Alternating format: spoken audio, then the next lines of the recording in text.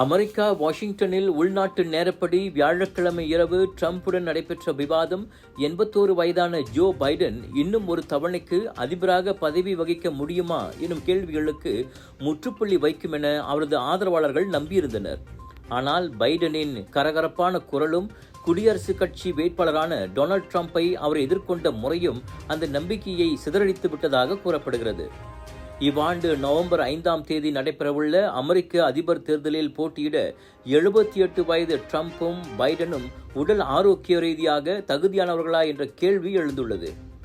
குறிப்பாக பைடனின் உடல்நிலை குறித்த கவலையே மேலோங்கியுள்ளது. விவாத மேடையில் சளி காரணமாக கரகரப்பான குரலில் பேசிய பைடன் சில இடங்களில் ட்ரம்புக்கு பதில் சொல்ல தடுமாறியதாகவும் பின்வாங்கியதாகவும் கூறப்படுகிறது.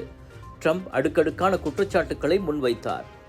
எனினும் விவாதத்தின் தொடக்கத்தில் மருத்துவ காப்பீடு மற்றும் வரி சீர்திருத்தம் குறித்து பேசிய பைடன் திடீரென இடையிலேயே பேச்சை நிறுத்தியதோடு தடுமாறினார்.